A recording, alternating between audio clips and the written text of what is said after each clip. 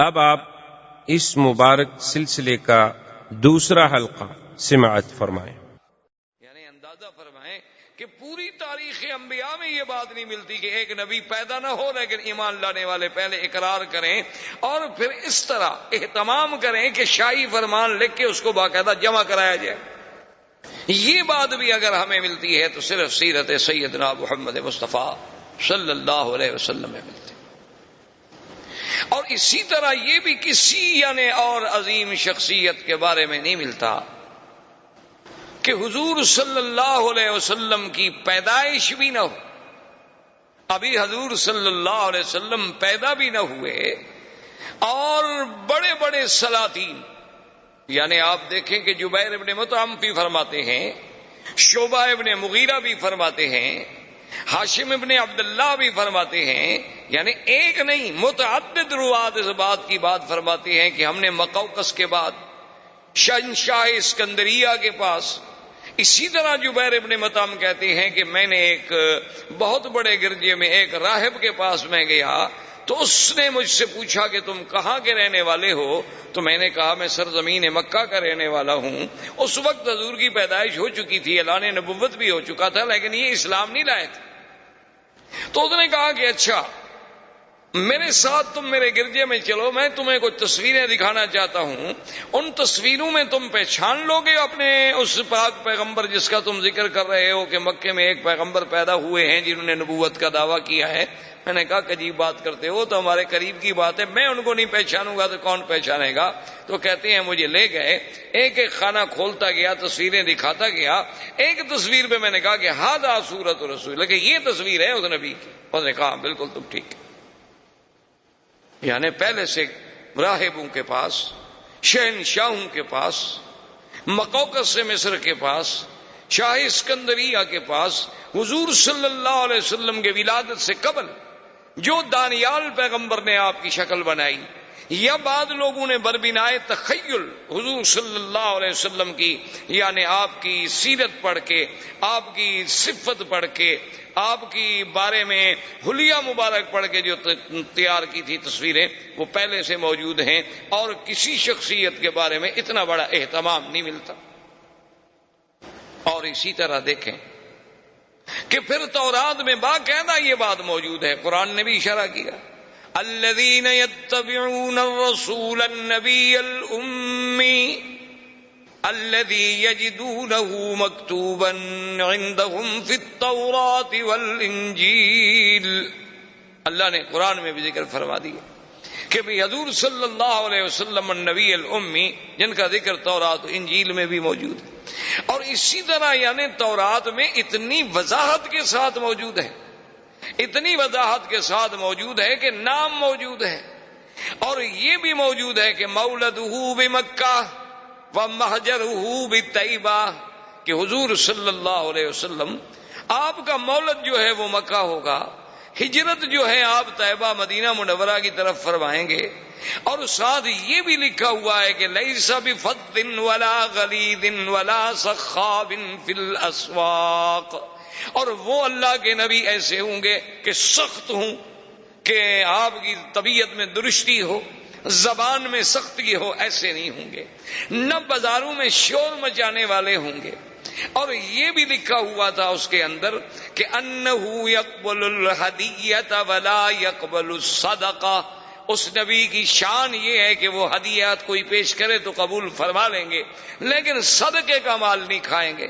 اور یہ بھی اس میں لکھا ہوا تھا کہ حضور صلی اللہ علیہ وسلم کا دونوں کندھوں درمیان جو فاصلہ ہے وہ عام انسانوں سے زیادہ ہے، اور یہ بھی لکھا ہوا تھا بین کتفیہ علامت، کہ آپ کے دو کندھوں کے درمیان میں پشت کے مقام پہ ایک علامت نبوت بھی ہے، اور یہ بھی لکھا ہوا تھا کہ آپ کی امت جو ہے وہ حمادون ہوں گے، اور یہ بھی تورات میں لکھا ہوا تھا کہ آپ کی امت جو ہے وہ یعنی پنڈلیوں تک اپنی چادریں پہنے گی، اور وضو کرنے والی ہوگی، اور وقت پہ بڑی نظر رکھنے والی ہوگی، اور اول وقت میں نمازیں ادا کرنے والی ہوگی، اور حضور صلی اللہ علیہ وسلم کی یہ بھی شان ہوگی کہ ہر اونچی جگہ پہ نیچی جگہ پہ اللہ کا ذکر کرنے والے ہوں گے، ہر نعمت کا شکر کرنے والے ہوں گے. یعنی اتنی تفسیر ہے تورات میں کہ تو باوجود تحریف و تبدیل کرنے کے بھی ابھی تک صفتیں حضور صلی اللہ علیہ وسلم کی موجود ہیں. تو اس طرح کا اور کسی پیغمبر، کسی نبی کے بارے میں، کسی کتب سابقہ میں آپ کو یہ تفصیل نہیں ملتی جو شان محمد مصطفیٰ صلی اللہ علیہ وسلم کی ملتی. اچھا، اور اسی طرح آپ نے کبھی غور کیا، اس پہ بھی آپ توجہ کریں کہ اللہ کی قدرت دیکھیں. حضور کے آنے سے قبل دنیا میں 2 سپر پاور تھی. جیسے آپ کے ہاں سپر پاور تھی نا، پہلے 2 تھیں، اب 1 ہو گئی. ہم تو خیر مسلمان ہیں، یعنی یہ جو الفاظ مستعمل ہوتے ہیں دنیا کی زبانوں میں، ورنہ ہمارے نزدیک تو طاقت اللہ کی ہے. مخلوق کیا ہے؟ مخلوق تو عاجز. بہرحال ایک لفظی طور پر جو باتیں مروج ہیں دنیا میں کہ بڑی طاقتیں، تو بہرحال اس وقت بھی بڑی طاقتیں 2 تھیں، ایک کسرا اور ایک کیسر، یعنی یا فارس یا روم. یہ 2 قوتیں تھیں. اور پوری دنیا کے نقشے پہ آپ نظر ڈالیں، اگر آپ تورستان یا ترکمانستان، ماورا نہر اور اس طرح جہاں جہاں تک نظر دوڑاتے جائیں گے تو یہ سب فارس کے زیر اثر تھے. اور اگر آپ دوسری طرف نظر ڈالیں گے کہ بلاد مغرب ہیں، المانیہ جو موجودہ جرمنی کہلاتا ہے، المانیہ ہو گیا، بلاد مغرب ہو گئے، کچھ بلاد افریقی ہو گئے، پھر حبشہ ہو گیا، یہ سارا جو تھا یہ کیسر، یہ اس کے تسلط میں. یعنی 2 طاقتوں کے تسلط میں، یعنی آدھا دنیا سمجھے ایک طاقت کے پاس تھی اس وقت جو آبادی یا جو لوگ موجود تھے، اور آدھی دنیا جو ہے وہ دوسری طاقت کے پاس موجود تھی. لیکن اللہ کی شان دیکھیں کہ سرزمین مکہ مکرمہ اور مدینہ منورہ یہ دونوں طاقتوں میں کسی کے تسلط میں نہیں تھی. نہ یہاں کیسر کی بات تھی اور نہ یہاں فارس کی بات تھی. اللہ نے اپنے نبی کے لیے کون سا مقام پیدائش منتخب فرمایا کہ ایک ایسے مقام پہ پیدا ہوں جہاں دونوں کا اثر نہ ہو اور پھر وہ دونوں کے اثر کو ختم کرنے والے بھی بن سکیں. تو یہ بھی ایک شان ہے کہ آپ کی پیدائش کے لیے، یعنی ایک ظاہری طور پر، ورنہ باطنی طور پر تو یہ تھا کہ آپ نے اگر چاروں طرف برابر بات پہنچانی ہو تو لازمی بات ہے کہ آپ پھر سینٹر میں، آپ وسط میں بیٹھیں گے کہ بھئی مجمع ہر طرف ہو تاکہ میری آواز جو ہے وہ برابر پہنچ سکے. تو اللہ نے چونکہ پوری کائنات کا مرکز کعبۃ اللہ کو بنایا تھا اور حضور کی آواز کو مشرق و مغرب و شمال و جنوب پوری عالم میں پھیلانا تھا، تو اس لیے بھی اللہ نے حضور کو اس مرکزی مقام پہ پیدا فرمایا. یہ مقام بھی کسی اور کو نہیں مل سکتا.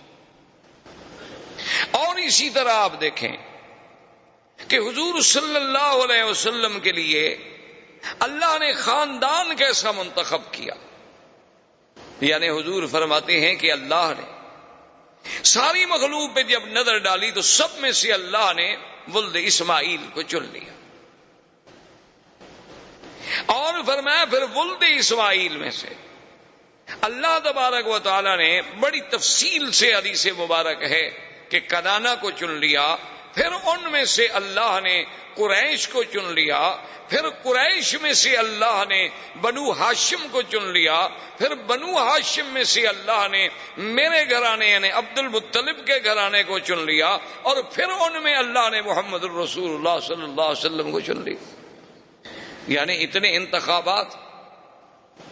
اور پھر خدا کی قدرت دیکھیں کہ جس مرکز کعبہ میں اللہ نے اپنے نبی کو پیدا فرمانا تھا، یہ باتیں ایسی نہیں ہیں کہ محض ہم کہہ دیں کہ جی اتفاق ہو گیا. ساری باتیں اتفاق نہیں ہوتی. محسوس یہ ہوتا ہے کہ وہ خالق کائنات، وہ رب کائنات، وہ متصرف کائنات، وہ قادر، وہ مالک سب کائنات پہ جس کی نظر اور جس کا علم کے ذرے ذرہ پہ محیط ہے، وہ جانتے تھے کہ اپنے اس پاک پیغمبر کو بھیجنے کے لیے ہم نے کیسے کیسے انتظام کرنے ہیں، حسب کے اعتبار سے، نسب کے اعتبار سے، مولد کے اعتبار سے، منشا کے اعتبار سے، محل ولادت کے اعتبار سے. یہ باتیں اتفاق نہیں، یہ اللہ کے فیصلے تھے. اب دیکھ لیں بہت حد، یعنی حضور کے خاندان میں ہر آپ کے دادا جیسے آپ دیکھتے جائیں گے، محمد ابن عبداللہ ابن عبد المطلب، ہاشم ابن عبد مناف ابن قصی ابن کلاب، تو جیسے جیسے آپ یعنی آپ دیکھتے جائیں گے آپ کے جد امجد کو، اجداد کو، دادوں کو، آپ حیران ہوں گے کہ ہر ایک میں کوئی نہ کوئی ایسی خوبی ہے جو تاریخ انسانیت میں کسی اور میں نہیں ملتی۔ یعنی ہم زیادہ تفصیل میں اگر جائیں تو پھر تو اور بڑا پہلو ہمارا دور ہو جائے گا۔ صرف قریب میں آپ دیکھیں کہ مثلاً آپ کے دادا عبد المطلب ہیں، ان کا نام حقیقت میں عبد المطلب نہیں تھا۔ ایک بات یاد رکھیں، ان کا نام جو ہے شیبہ تھا، ان کا نام عبد المطلب نہیں تھا۔ یہ تو معروف اس لیے ہو گیا کہ شیبہ کے جو والد تھے ہاشم، جب ان کی وفات ہو گئی تو شیبہ ماں کے پاس تھے، یہ اپنی والدہ کی تربیت میں تھے، اور ان کی والدہ جو ہیں وہ ایک بہت بڑے خاندان سے تعلق رکھتی تھیں، اور پھر ان کا سلسلہ جو ہے وہ بھی سرالہ اسماعیل علیہ السلام سے ملتا تھا۔ تو جب یہ بچے تھے شیبہ اپنی ماں کے پاس تھے، جب یہ کچھ بڑے ہو گئے تو ان کے چچا تھے مطلب، تو وہ آئے شیبہ کی ماں کے پاس اور انہوں نے کہا کہ بات یہ ہے کہ اب بچہ بڑا ہو گیا ہے تو مہربانی کریں کہ بچہ ہمارے حوالے کریں۔ اور ماں بڑے گھر کی تھی، بڑے خاندان کی عورت تھی، اور بڑے ناز و نعم سے اس نے تربیت کی تھی، پالا تھا۔ اس نے کہا مطلب تم جو اس کو لے جاؤ گے کہاں رکھو گے؟ تمہارے پاس کہاں اتنا ہے کہ اس کی حفاظت کر سکو، خدمت کر سکو؟ اس نے کہا یہ بات نہیں، بات ہے شرف کی، ہمارے شرف کا، مقام کی بات ہے کہ یہ ساری زندگی پھر ہمیں قوم تانا دے گی کہ ہم اپنے بھتیجے کو بھی نہ اس کی کفالت کر سکے، بھی بھائی کا بیٹا تھا اس کو بھی نہ سنبھال سکے، تو یہ ہمارے لیے جو تانا ہے نا یہ بہت بڑا سخت تانا ہے۔ بہرحال کچھ بھی ہم نے لے جانا ہے۔ تو ماں نے کہا کہ اچھا میں جبر تو نہیں کرتی، لیکن اپنے بیٹے کو میں اختیار دیتی ہوں، وہ چاہے تو تمہارے ساتھ چلا جائے، چاہے تو ماں کے ساتھ رہے۔ اب دیکھیں ایک طرف یعنی شیبہ کو پتا ہے کہ مکہ جانے کے بعد میری زندگی کتنی تلخ ہو جائے گی، مجھے کتنی مشقتوں کے ساتھ زندگی گزارنی ہوگی، اور اب میں کس ناز و نعم میں زندگی گزار رہا ہوں۔ جب اسے اختیار دیا گیا اس نے کہا کہ اماں آپ ناراض نہ ہوں، میں اپنے چاچا کے ساتھ جانا چاہتا ہوں، میں ان کو نہیں چھوڑ سکتا کہ چاچا جو ہے وہ باپ کے قائم مقام، اور ماں کا ایک وقت ہے اس وقت تک اس کا حق ہوتا ہے بچے پر ہزانہ کا، وہ گزر گیا، اب میں بڑا ہو گیا۔ اسی لیے نسب جو ہے وہ باپ سے چلتا ہے، ماں سے تو نہیں چلتا۔ تو ماں نے کہا کہ بیٹا اگر تمہاری یہ خوشی ہے تو میں تمہیں منع نہیں کرتی۔ تو مطلب جو تھے وہ ان کو اونٹ پر اپنے ساتھ بٹھا کے لائے، تو بچہ بڑا خوبصورت، اور کیسے خوبصورت نہ ہو جو دادا ہو سرکار دو عالم کا صلی اللہ علیہ وسلم۔ تو جب وہ لے آئے تو لوگ جب مکے میں داخل ہوئے تو لوگوں نے دیکھا، تو وہ عام رواج تھا اس وقت، لوگ غلام خریدا کرتے تھے، خوبصورت لڑکے خریدتے تھے، خدمت کے لیے رکھتے تھے، فخر کرتے تھے سردار کہ میرے پاس اتنے غلام ہیں، وہ کہتا میرے پاس اتنے غلام ہیں، میرا غلام اتنا قیمتی ہے، وہ کہتا میرا غلام اتنا قیمتی ہے۔ لوگوں نے جو دیکھا تو انہوں نے سمجھا کہ یہ بھی غلام خرید کر کے لایا ہے مطلب، تو انہوں نے کہنا شروع کر دیا عبد المطلب عبد المطلب عبد المطلب، تو لوگوں کو نام ہی بھول گیا، شیبہ تو نام ہی عبد المطلب ہو گیا، ورنہ آپ کا نام عبد المطلب نہیں تھا۔ اب یہ عبد المطلب جو ہیں اب تو عبد المطلب کے نام سے معروف ہو گئے نا، شیبہ تو نام ہی ختم ہو گیا۔ یعنی آپ اندازہ کریں کہ کتنا بڑا یہ سارا اتفاق ہے۔ یہ اتفاق نہیں بلکہ اس خالق کائنات نے اپنے آنے والے نبی، اپنے پاک پیغمبر خاتم الانبیاء والمرسلین، امام الانبیاء والمرسلین کے لیے یہ سارا نظام معلوم ہوتا ہے کہ جیسے کائنات بچھائی اسی لیے گئی، یعنی ایسا محسوس ہوتا ہے کہ یہ نظام عالم، یہ نظام کائنات، یعنی اس میں جتنے رنگ بھرے گئے ہیں، جس رنگ پہ نظر ڈالو کہیں نہ کہیں جا کے اس کا جوڑ جو ہے وہ سرکار دو عالم سے لگتا ہے صلی اللہ علیہ وسلم۔ تو اب اس عبد المطلب نے، اب دیکھیں کہ افتخار کی بات، شرف کی بات ہوتی تھی، چونکہ مکے میں مقام تھا۔ اور اتفاق کی بات یہ ہے، خدا کی شان یہ ہے کہ زمزم جو آج ہم پیتے ہیں یہ زمزم ختم ہو گیا، گم ہو گیا، جرم کے بعد ردمیات ہوئیں، مٹی پڑی، کچھ سیلیں آئیں، نتیجہ یہ نکلا کہ زمزم ہمیشہ کے لیے ختم ہو گیا، کہیں ملتا ہی نہیں تھا۔ عبد المطلب نے، ان کے ایک بیٹے تھے حارث، ان نے آپس میں بیٹھ کے غور کیا کہ ہم زمزم نہیں ملتا، یہ ہمارے لیے بہت بڑا مسئلہ ہے کہ زمزم کا وجود ختم ہو جائے تو ہمیں چاہیے کہ ہم زمزم کو تلاش کریں. اب جناب کون تلاش کرے؟ یعنی کوئی تلاش کرنا آسان تو نہیں تھا نا جی. ہے تو اب آپ کے پاس وسائل ہیں، آپ کے پاس آلات ہیں، آپ کے پاس مشینیں ہیں، کیمرے ہیں، آپ کے پاس کھدائی کے ذرائع ہیں، آپ کے پاس غواصین ہیں، غوطہ خور ہیں. اس زمانے میں کہاں یہ انتظامات؟ سارا کعبۃ اللہ کے باہر تو بس ایک پہاڑی سلسلہ ہے اور پتھر ہیں. عبد المطلب کو بڑی تڑپ تھی کہ زمزم ملے. اب آپ دیکھیں حیران ہوں کہ کیا یہ سب اتفاق ہے؟ ایک رات عبد المطلب سوتے ہوئے، رات کو سوئے ہوئے ہیں، نیند ہے، نیند میں خواب دیکھتے، ایک خواب دیکھتے ہیں کہ ایک آدمی خواب میں نظر آتا ہے اور وہ ان کو کہتا ہے کہ احفر طیبہ، کہ طیبہ کو کھودو. سمجھ نہ آئی بات کیا کہہ رہا؟ اچھا، دوسری رات پھر خواب آتا ہے کہ احفر مضمونہ، کہ مضمونہ کو کھودو. پھر سمجھ نہ آئی کہ طیبہ کیا ہے، مضمونہ کیا ہے. تیسری رات پھر خواب دیکھا کہ احفر برہ، کہ برہ کو کھودو. اب وہ سمجھ نہیں رہے عبد المطلب کہ یہ کیا خواب ہے. ایک تو متواتر مجھے خواب آ رہے ہیں، ہر رات خواب نظر آ رہا ہے، اور خواب میں عین ہی ایک چیز کے بارے میں ہے کہ کھودو. کبھی آتا ہے برہ کو کھودو، کبھی آتا ہے طیبہ کھودو، کبھی آتا ہے مضمونہ کھودو. یہ بات کیا ہے؟ چوتھی رات جب خواب آیا تو اس میں صاف آیا کہ احفر زمزم، زمزم کھودو. اب عبد المطلب کی بات جو تھی نا اس کی سمجھ آئی. اس نے کہا کہ اچھا یہ سب زمزم کے ہی نام تھے دراصل، کیونکہ زمزم کوئی معمولی سی چیز تو نہیں تھی.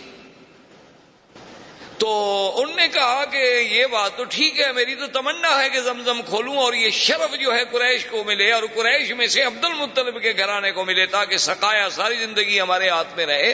میری تو یہ تمنا ہے، لیکن سوال یہ ہے کہ میں اور میرا ایک بیٹا کیسے ڈھونڈیں گے؟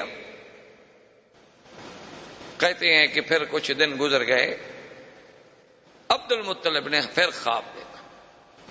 خواب میں پھر انہیں کہنے والا کہتا ہے کہ احفر بین فرث و دم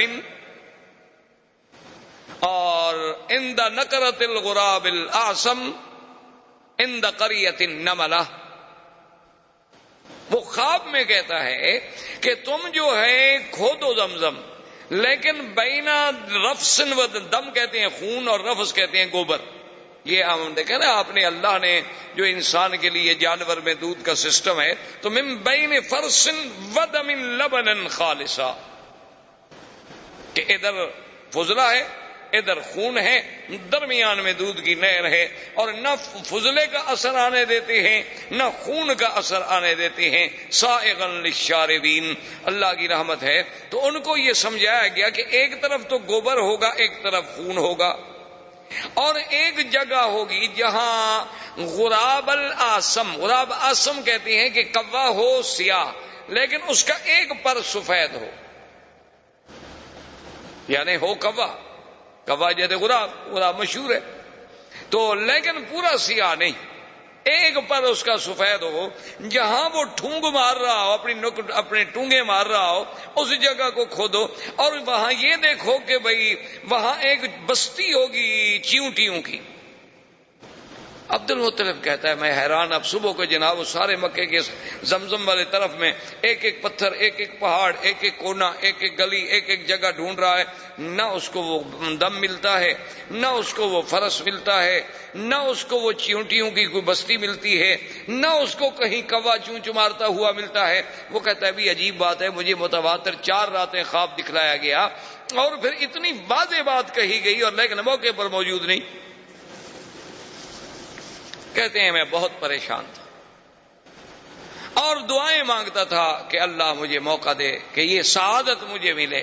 اب دیکھیں نا، ابھی حضور تو پیدا بھی نہیں ہوئے، یعنی حضور کے تو والد بھی ابھی جوان نہیں ہوئے، لیکن عبد المطلب کو زمزم کا اتنا فکر پیدا ہو جانا وجہ کیا تھی؟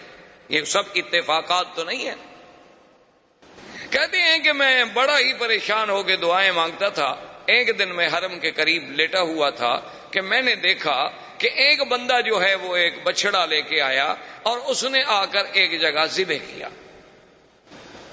اور ذبح کرنے کے بعد چونکہ مشرکین مکہ کی عادت تھی کہ بتوں پہ وہ چڑھاوے چڑھاتے تھے، اساف و نائلہ کے قدموں میں آ کے جانور ذبح کرتے تھے، جیسے آج کا وثنی ہندو جو ہے وہ بھی اپنے دیوی دیوتاؤں کی بھینٹیں چڑھاتا ہے، بلکہ بعض تو ایسے بھی ہیں جو بچوں کو جا کے ذبح کرتے ہیں کہ اس سے ہمیں شکتی ملے گی۔ اور ہمارے مسلمانوں میں بھی ماشاءاللہ کوئی کمی نہیں ہے، وہ بھی اللہ کی رحمت سے بازاروں پر سینکڑوں روزانہ دمبے ذبح ہوتے ہیں ماشاءاللہ۔ بلکہ بڑے بڑے شہر جو ہیں جہاں رات کو ہوٹل بند ہو جائیں تو بہترین علاج ہوتا ہے کہ کسی مزار پہ چلے جاؤ، کوئی نہ کوئی لنگر تو چل ہی رہا ہوگا۔ حلال حرام کی باتیں تو پھر قیامت میں پتہ چلے گا نا کہ وہ حلال ہے یا وما اہل بہ لغیر اللہ میں آتا ہے، لیکن وقتی طور پر یعنی وہی ایک جگہ ہوتی ہے، جب زندہ کھانا نہ دے تو کہتے ہیں مردوں کے پاس مل جاتا ہے۔ بہرحال یہ ایک الگ بات ہے۔ تو انہوں نے دیکھا کہ وہ آ کر انہوں نے ایک بت کے سامنے ایک بچڑے کو ذبح کیا، اس کے بعد جب ذبح کر لیا تو وہ بچڑا جو تھا نا جی وہ دوڑ پڑا۔ آپ نے دیکھا ہوگا کئی دفعہ جانور ذبح کرے نا اس میں کچھ نہ کچھ رگیں باقی رہ جاتی ہیں، قوت والی چیز ہو تو ایک دفعہ آخری بھڑکتا ہے چراغ صبح جب خاموش ہوتا ہے، آخری بھڑک تو پھر دکھاتا ہے نا، ہر آدمی بھڑکتا تو ہے نا، پھر جانور ہو انسان ہو۔ وہ جب دوڑا تو آگے جا کے ایک مقام پہ گر گیا، وہاں جب گرا تو وہاں انہوں نے پھر اس کو اچھی طرح اس کا کھال اتاری، اس کا پیٹ چاک کیا، اس کے آنتیں نکالی، گوشت نکالا، تو وہ فرس وہاں گری۔ تو اب عبد المطلب مجھے کہتے ہیں کہ میرے دماغ میں فوراً آ گیا کہ من بین فرس و دم، کہ ایک طرف فرس ہوگی گوبر ہوگا، ایک طرف خون ہوگا۔ میں نے کہا اب یہ جگہ تو متعین ہو گئی کہ ایک جگہ وہاں ہے جہاں ذبح کیا گیا وہاں خون پڑا ہے، اور جہاں اس کو صاف کیا گیا وہاں فرش پڑا ہے۔ تو کم از کم یہ ایک تو میرے خواب کی بات پوری ہو گئی کہ من بین فرس و دم کہتے ہیں۔ اور اس کے بعد کہتے ہیں جب اس ایریے میں میں آیا تو میں کیا دیکھتا ہوں کہ ایک کوا جو ہے ایک جگہ بیٹھے ہوئے ٹھونگے مار رہا ہے۔ میں نے اس پہ جب نظر ڈالی تو وہ بالکل اسی طرح کا کوا تھا جو مجھے خواب میں دکھایا گیا کہ اند نقرۃ غراب الاسم، کہ سارے پر سیاہ ہیں اور ایک پر سفید ہے۔ اس جگہ پر بھی میں نے جلدی سے نشان لگا لیا، اور اس کے ساتھ جب میں نے دیکھا تو ایک چھوٹی چھوٹی چیونٹیوں کا گڑھ تھا، وہاں سے راستہ جا رہا تھا، وہ مجھے کریا یعنی بستی نملا کی چیونٹی کی بستی بھی مل گئی، وہ ساری علامات مجھے مل گئی۔ تو میں نے اپنے بیٹے سے کہا کہ بیٹا معلوم یہ ہوتا ہے کہ اللہ نے ہماری بات سن لی، کہ اللہ ہمیں وہ اعزاز دینا چاہتے ہیں زمزم کا۔ اب جگہ معین ہو گئی ہے، لیکن خدائی تو بہت بڑی چیز ہے، کوئی آسان کام تو پھر بھی نہیں تھا۔ لیکن نے کہا کہ ٹھیک ہے اب کام کی ابتدا کرتے ہیں۔ دوسرے دن عبد المطلب کہتے ہیں کہ میں آیا اور میں نے اپنے بیٹے کو ساتھ لیا اور زمزم کی کھدائی شروع کی۔ تو قریش سارے اکٹھے ہو گئے، انہوں نے کہا بھی عبد المطلب یہ کیا بات ہے، ہم تمہیں اکیلا تو نہیں کھودنے دیتے، یہ تو ناممکن۔ بھئی یہ اتنا بڑا شرف جو ہے زمزم کا تم لے جاؤ، یہ ناممکن ہے۔ حتیٰ کہ وہ جناب قتال پر بھی تیار ہو گئے، لیکن عبد المطلب نے اپنے بیٹوں سے کہا کہ تم قریش کو روکو، تم ان کو جھگڑے میں روکتے رہو، میں جب تک کھدائی کرتا رہوں۔ اب جگہ تو معین مل گئی ہے نا ہمیں کہ زمزم یہاں ہے۔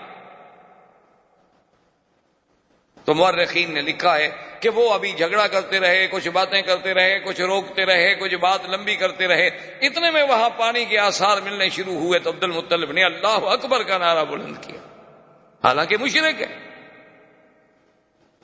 عبد المطلب مشرک ہے، لیکن اب زمزم جب مل رہا ہے تو نعرہ اللہ اکبر۔ تو یہ ان کی زبانوں سے اللہ کے نعرے بلند کروانا، ان سے زمزم کے بارے میں اتنا جنون پیدا کرنا کہ اپنے بچوں کو دینے کے لیے بھی وہ تیار ہو جائیں۔ وجہ کیا تھی کہ وہ اصل سلسلہ جو جڑ رہا ہے کہ جیسے اللہ نے زمزم کو پورے عالم کے لیے پیدا کیا، محمد مدنی کو بھی پورے عالم کے لیے پیدا کیا، جیسے زمزم کو اسماعیل کے قدموں سے پیدا کیا، میرے مدنی کا سلسلہ نسب بھی سیدنا اسماعیل سے ملتا۔ تو یہ سارے سلسلے جو جوڑے جا رہے ہیں تو مگر معلوم ہوتا ہے نا کہ وہ تقدیر ان موتیوں کو پرو رہی ہے، یہ اتفاق نہیں۔ اب جناب جب زمزم کے پانی پر اللہ اکبر کا نعرہ بلند ہوا تو قریش نے کہا کیا بات ہے؟ انہوں نے کہا دیکھو اب تو میں نے ڈھونڈ لیا بھائی، اب تم کیوں؟ انہوں نے کہا کہ نہیں، یہ تو ہم شرف تمہیں نہیں دیتے، یہ تو کچھ بھی ہو، اس میں تو ہم سب شریک ہوں گے۔ انہوں نے کہا کہ نہیں، ایسے تو بات نہیں ہے، چلو ایسا کرتے ہیں کہ ہم کوئی فیصلے کے لیے آدمی چن لیں، حکم چن لیں جو ہمارے درمیان میں فیصلہ کر دے۔ تو اس زمانے میں ایک عورت تھی کاہنہ۔ کاہن وہ ہوتے تھے جو لوگوں سے الگ تھلگ رہتے تھے، غاروں میں، پہاڑوں میں، اور جنوں کے ساتھ ان کے تعلقات ہوتے تھے، اور جن خبریں لاتے تھے غیب کی اور وہ لوگوں کو خبریں دیتے تھے، ان کو کاہن کہا جاتا تھا۔ مرد بھی تھے، عورتیں بھی تھیں، ان کی بڑی بڑی ریاضت ہوتی تھی، بڑی باتیں، جیسے آپ کے ملکوں میں جوگی ہوتے ہیں اس قسم کے، سنیاس لیا ہوا ہے فلاں نے اور یہ کیا ہوا ہے، وہ بھی اسی طرح کے قسم کے لوگ تھے۔ تو وہ کاہن جو تھا، ایک کاہنہ عورت تھی، لیکن تھی وہ مدینہ منورہ، جس پر ان کا اتفاق ہوا کہ کاہنۃ بنی سعد جو فیصلہ کر دے ہمیں قبول ہو۔ انہوں نے کہا ٹھیک ہے چلو مدینہ شریف۔ وہاں سے جناب مدینہ پہنچے۔ اب جب مدینہ پہنچے تو انہیں پتہ چلا کہ وہ تو خیبر گئی ہوئی ہے۔ تو آپ خود اندازہ کر رہے ہیں اس زمانے میں مدینے کے سفر کے بارے میں آپ کیا سمجھتے ہیں کہ بھئی یہ 4.5 گھنٹے کار پہ لگتے تھے۔ میرے والد صاحب نے جب مدینے کا سفر کیا تو مجھے یاد ہے، فرماتے تھے کہ 2 مہینے لگے تھے۔ پتہ ہے 2 مہینے کیوں لگتے تھے؟ کہ راوغ اور مستورہ ان راستوں میں سیل آتی تھی، پہاڑوں سے پانی چلتے تھے، تو جب وہ سیل آ جاتی تھی راستے رک جاتے تھے، لوگ ادھر والے ادھر بیٹھے ہیں، ادھر والے ادھر بیٹھے ہیں، جب تک پانی کم نہ ہو گزرے کون؟ تو 2 مہینے بیٹھنا پڑتا تھا، کبھی 1 مہینہ بیٹھنا پڑتا تھا، کبھی نہیں بیٹھنا پڑتا۔ جب پانی نہ ہوتا لوگ گزر جاتے تو پھر بھی 8 دن 10 دن لگتے تھے، اونٹوں پر سفر ہوتا تھا۔ اور اس دور میں تو ہم نے بھی سفر کیا ہے جب سڑکیں اتنی اچھی نہیں تھی، کم از کم ٹرک پر یا بڑی گاڑی پر بھی 2 دن لگتے تھے مدینہ منورہ سے مکہ پہنچنے کے لیے۔ اور ان گاڑیوں کو، بڑی بڑی جو ہیوی گاڑیاں ہیں، ٹرالر ہیں، بڑے بڑے ٹرک ہیں، ان کو آدمی پسند کرتا تھا کہ سامان سے لوڈ ہوں اور ہم سامان پہ بیٹھ جائیں تاکہ دھکے کم لگیں۔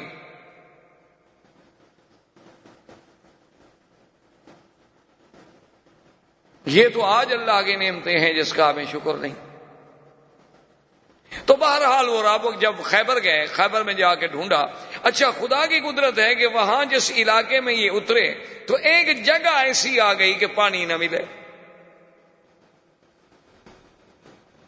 اب سب قریش جو گئے ہوئے تھے انہوں نے کہا بھی اب یہی ہے کہ جلدی سے قبریں شبریں کھود لو، مرنا تو ہے۔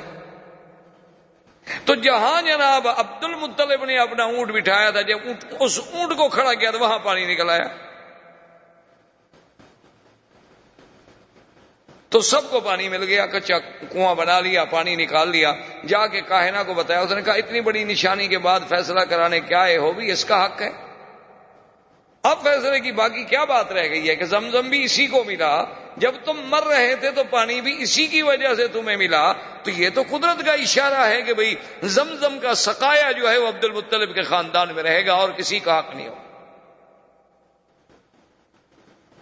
یہ ایسے تو نہیں ہوتا، یہ ساری چیزیں ایسے تو نہیں کہ جی ہاں بس اتفاق تھا، اس کو اتفاق کہہ کر تو نہیں ٹالا جا سکتا۔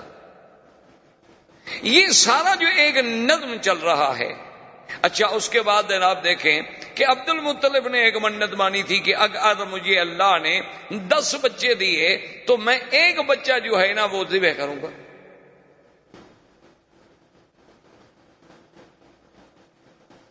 کیوں اس وقت فخر سمجھا جاتا تھا نا کہ بھئی سردار جب آئے اس کے پیچھے 10 بچے ہوں، کثرت اولاد جو ہے یہ بہت بڑا اعزاز سمجھا جاتا تھا۔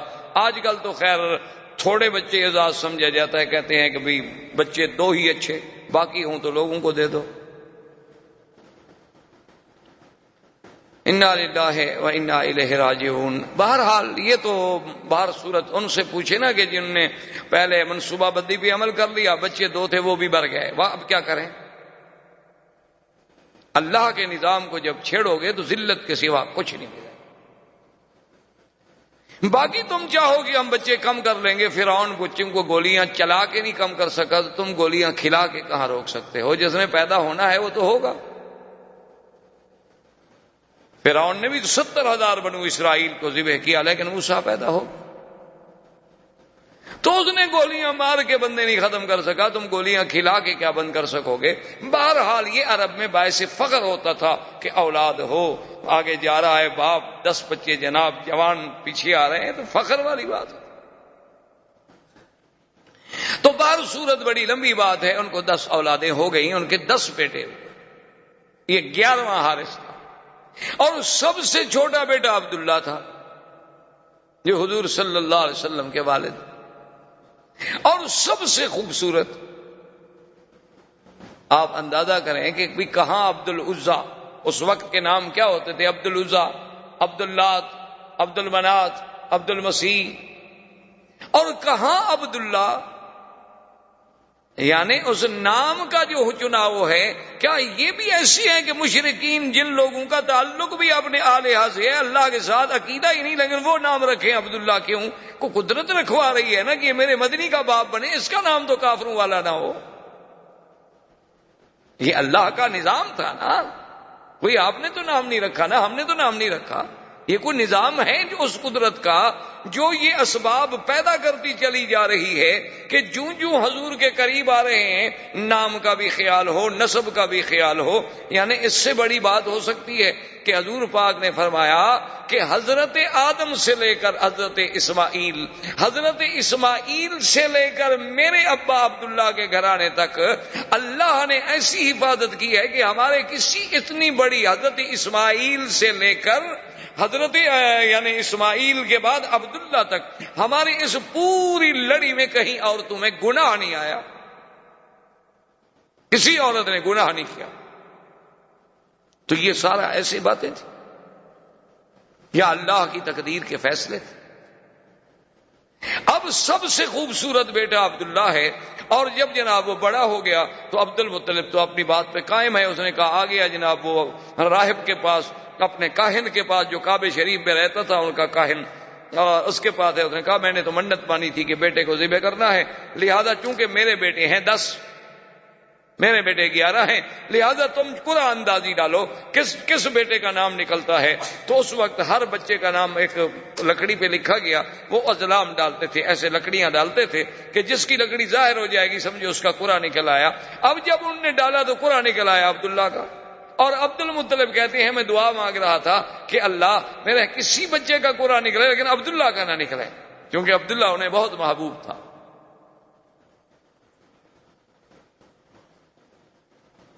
لیکن قرآن عبداللہ کا نکلا ہے۔ عبد المطلب نے کہا کہ بھی پھر ذرا ڈالو، پھر قرآن اندازی کی گئی، پھر قرآن عبداللہ کا نکلا ہے۔ عبد المطلب نے کہا پھر قرآن ڈالو، پھر قرآن ڈالا تو پھر عبداللہ کا نکلا ہے۔ جب تینوں دفعہ عبداللہ کا قرآن نکلا تو عبد المطلب نے کہا کہ بس اب تقدیر کا فیصلہ یہی ہے، میں اپنی منت کو پورا کروں گا۔ عبداللہ کو لے کر اصاف ان کا بت تھا، ایک کو صفا پہ رکھا ہوا تھا، ایک کو مروہ پہ رکھا ہوا تھا، اصاف اور نائلہ، کہ اس کے قدموں میں جا کے اپنے بیٹے کو ذبح کروں گا۔ وہ لے کے چلا، قریش کو پتہ چلا تو قریش کے سارے بڑے بڑے اکٹھے ہو گئے، انہوں نے کہا عبد المطلب یہ تم کیا کر، تم اپنے بیٹے کو ذبح کر رہے ہو؟ اس نے کہا میں تو مجبور ہوں، میں تو منت مانی ہے۔ اس نے کہا چاہے منت مانو، یہ کیا منت ہوئی کہ آدمی بیٹے کو ذبح کر دے؟ اس نے کہا کہ نہیں ایسے تو میں نہیں مانتا، چلو ایسا کرتے ہیں کہ پھر اسی کاہنہ کے پاس جاتے ہیں، وہ جو فیصلہ کرے۔ مشرکین مکہ کے یہ بڑے بڑے جو تھے سارے پھر کاہنہ کے پاس آئے، اسے حکایت سنائی گئی۔ اس نے کہا اچھا مجھے یہ بتاؤ اگر تم سے کوئی آدمی مر جائے تو اس کی دیت کتنی ہے؟ اس نے کہا 10 اونٹ۔ اس نے کہا اچھا ایسا کرو، ایک طرف رکھو 10 اونٹ اور ایک طرف رکھو عبداللہ کے نام، اگر قرآن نکل آئے اونٹوں کا تو اونٹ ذبح کر دو، عبداللہ کو چھوڑ، دیت ادا ہو گئی، تمہاری منت پوری ہو گئی۔ اور اگر نکل آئے قرآن عبداللہ کا تو پھر 10 اونٹ اور بڑھاؤ۔ تو عبد المطلب واپس آ گئے، پھر کعبے کے آ کے اس کاہن سے کہا، اب اس نے جناب پھر قرآن اندازی کی، ایک طرف 10 اونٹ ہیں، ایک طرف عبداللہ، پھر عبداللہ کا قرآن نکل آیا، پھر 20 ہو گئے، پھر عبداللہ کا قرآن نکل آیا، بڑھتے بڑھتے 100 اونٹ پر پہنچے تو اب جا کے اونٹوں کا قرآن نکلا۔ اسی لیے حضور نے فرمایا انا ابن الذبیحین، کہ میں دو ذبیحوں کا بیٹا ہوں، کہ میرا ابا اسماعیل بھی ذبیح اللہ اور میرا حقیقی باپ جو ہے عبداللہ وہ بھی ذبیح۔ اور خدا کی شان ہے، اللہ نے اسماعیل کو بھی ذبح ہونے سے بچا لیا، عبداللہ کو بھی ذبح ہونے سے بچا لیا، اور مقام ذبیح جو ہے وہ بھی مل گیا۔ تو یہ سارا نظم جو ہے یہ ایسا نہیں کہ خود بخود ہوتا چلا جائے، یہ معلوم ہوتا ہے کہ سرکار دو عالم صلی اللہ علیہ وسلم کا مقام ہی ایسا بلند تھا کہ یہ سارے انتظام قدرت کی طرف سے ہوتے چلے آ رہے۔ اسی طرح عبداللہ کہتے ہیں کہ میں ایک دن مکہ مکرمہ سے باہر گیا ہوا تھا، راستے میں ایک بہت بڑا قبیلہ تھا عرب کا، اس قبیلے سے جب میرا گزر ہوا تو وہاں کچھ عورتیں کھڑی تھی پانی بھرنے کے لیے۔ پہلے زمانے میں تو عورتیں اسی طرح کنویں پہ جا کے پانی لاتی تھی۔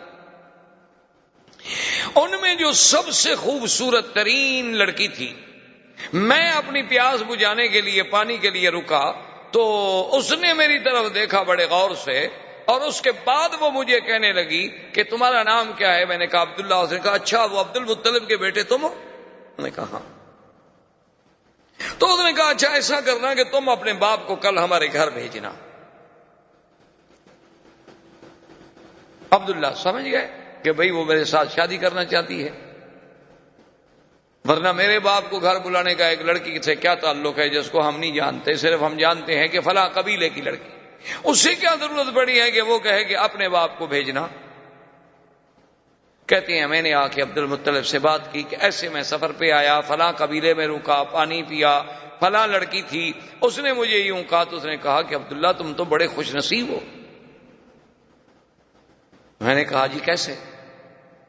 انہوں نے کہا تم اتنے خوش نصیب ہو کہ اس لڑکی کے لیے تو بڑے بڑے سردار ٹکریں مار چکے ہیں، وہ لڑکی کسی کو قبول ہی نہیں کرتی اللہ کی بندی، اور تم عجیب آدمی ہو کہ تمہیں وہ کہہ رہی ہے کہ اپنے باپ کو خود بھیجو اور خود بلا رہی ہے، تو تمہاری تو قسمت کے کیا کہنے ہیں، تمہیں تو قطعی دیر نہ کرو، جس وقت کہو میں چلنے کے لیے تیار ہوں۔ لیکن عبداللہ کہتے ہیں اتفاق کی بات ہے کہ مجھے 1-2 دن لگ گئے، اور اپنی مشغولیات کی بنا پر اس کے بعد جو ہے ہم وہاں گئے اس کے قبیلے کے پاس، انہوں نے ہمیں بٹھایا گھر میں، بڑے احترام سے بڑا اکرام کیا، بڑا ہمارا اعزاز کیا، اور اس کے بعد جب ہم نے اس کے باپ سے بات چھیڑی تو اس نے کہا مجھے افسوس ہے، میں انتہائی افسوس سے کہتا ہوں کہ میری لڑکی نے انکار کر دیا ہے، وہ عبداللہ سے شادی کرنا نہیں چاہتی۔ تو اب ہم بھی عرب تھے، قریش تھے، ہم نے کہا ہمارے لیے بہت بڑی توہین ہے کہ بھئی ہمیں تم نے خود بلایا ہے، آپ کی بچی نے ہی تو کہا تھا اور ہم حاضر ہوئے ہیں۔ تو اس بچی نے اندر سے آ کے کہا کہ عبداللہ میں جس بنا پر تم سے شادی کرنا چاہتی تھی، معلوم ہوتا ہے کہ تمہاری پہلے بھی کوئی بیوی ہے۔ میں نے کہا ہاں میری شادی ہے آمنہ سے، اور اس نے کہا کہ تمہاری پیشانی میں ایک نور تھا، ایک چمک تھی، میں چاہتی تھی کہ وہ اللہ میرے بطن میں لائے گا، لیکن یہ کسی اور عورت کے نصیب میں بات تھی، اب وہ چمک تمہارے چہرے میں رہی نہیں، تو اب میں کیوں شادی کروں؟ تو ایک عرب لڑکی کا عبداللہ کا پیشانی دیکھ کر وہاں سے ایک چمک کو محسوس کر لینا، یہ کوئی ایسی بات تو نہیں تھی۔ اچھا پھر دیکھیں کہ نسبت کا کیا عالم ہوا کہ عبداللہ کی شادی کہاں ہوئی؟ آمنہ سے، آمنہ بنت وہب بن عبد مناف۔ پھر ان کا خاندان بھی جا کے کہاں ملے گا؟ ولد اسماعیل میں۔ اور بی بی آمنہ کے ماں باپ جو تھے سارے مدینہ منورہ کے رہنے والے، حضور کے اقوال جتنے ہیں وہ تو سب مدینہ منورہ کے، یعنی مولد کا انتظام یہاں ہو رہا ہے تو مدینے بھی انتظام کیا جا رہا ہے۔ یعنی آپ حیران ہیں، آپ تصور کریں کہ بھئی یہاں مولد کا انتظام کی ولادت تو مکے میں ہوگی، لیکن ہجرت تو مدینے ہونی ہے نا، تو والدہ کا خاندان جو ہے اس کا تعلق مدینے سے ہے۔ اور آپ دیکھیں کہ حضرت حسان جو شاعر رسول اللہ صلی اللہ علیہ وسلم، یہ وہ انسان ہے حضرت حسان کہ جس کو اللہ کے نبی مسجد الحرام میں اور منبر پہ کھڑا کر کے کہتے تھے کہ حسان تم کافروں کو جواب دو۔ جب وہ کھڑے ہوتے جواب دینے کے لیے تو حضور دعا فرماتے کہ اللہم ایدہ بروح القدس، کہ یا اللہ جبریل کے ذریعے حسان کے دل میں مضامین ڈال۔ یہ وہ شان والا آدمی۔ وہ کہتے ہیں کہ میری عمر 7 سال تھی، اسی لیے وہ 7 سال جو ہے عمر کے اعتبار سے حضور صلی اللہ علیہ وسلم سے پہلے پیدا ہوئے۔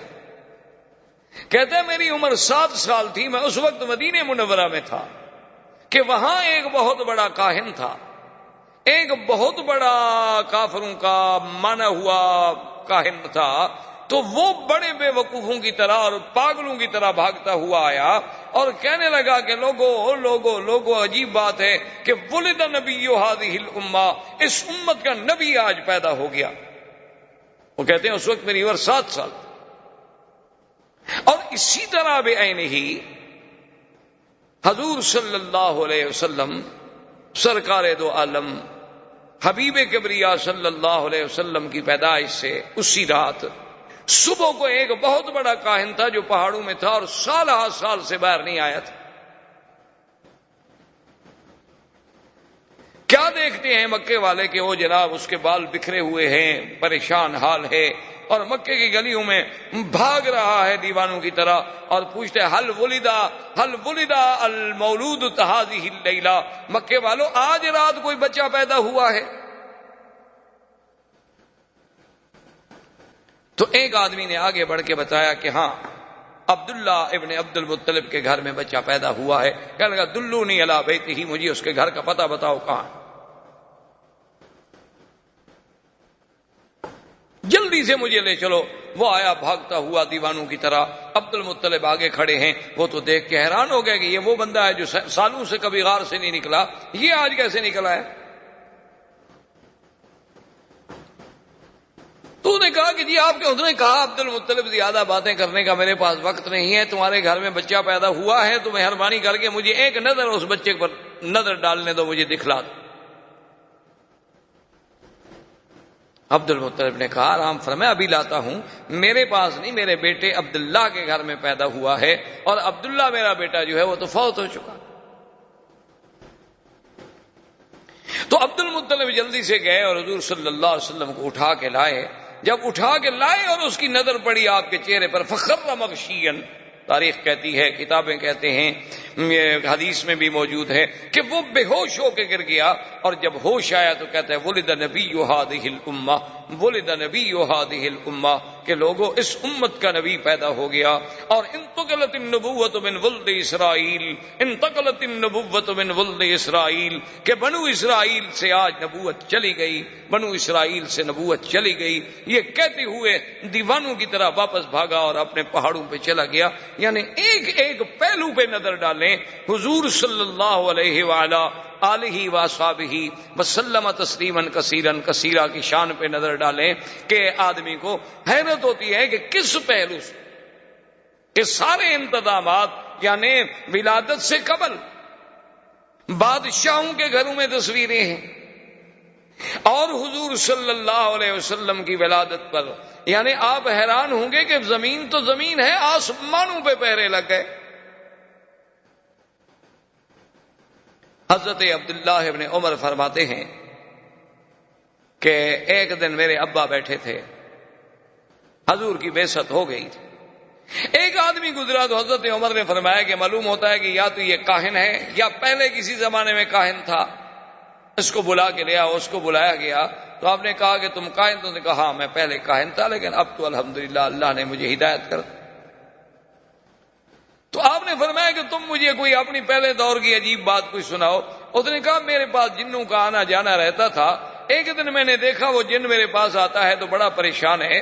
میں نے کہا کہ کیا ہو گیا؟ اس نے کہا تمہیں پتہ نہیں ہے کہ آج تو ہمارے کھانے نہیں پکے، آج تو ہماری چارپائیاں الٹی ہو گئیں، آج تو ہمارے گھروں میں جو دیگچیاں ہیں وہ ہم نے پھینک ڈالی ہیں۔ میں نے کہا کیوں، بات کیا؟ اس نے کہا تمہیں پتہ نہیں کہ ایک نبی اس امت کا پیدا ہو گیا۔ تو جنوں میں شور ہے، آسمانوں میں شور ہے۔ تو اس لیے کسی شاعر نے کیا خوب کہا تھا کہ گر ارض و سما کی محفل میں لولا کے لما کا شور نہ ہو، یہ رنگ نہ ہو گلزاروں میں، یہ نور نہ ہو سیاروں۔ یہ اللہ تبارک و تعالیٰ کا نظام تھا کہ اس نبی عربی کے آنے کے لیے زمینوں پر، آسمانوں میں، شاہوں میں، سلاطین میں، ہر مقام پہ ایک اہتمام کا، جس پہلو سے بھی آپ نظر ڈالیں گے آپ کو حضور کی سیرت کا ہر پہلو ایک عظیم اور نرالا نظر آئے گا۔ جو مقام اللہ نے پھر اور کسی پیغمبر کو عطا نہیں فرمایا. زندگی باقی انشاءاللہ تو باقی. والسلام علیکم ورحمۃ اللہ وبرکاتہ. برادران اسلام، دروس سابقہ میں سیرت سرکار دو عالم صلی اللہ علیہ وسلم کے باب میں ہم نے کچھ باتیں عرض کی.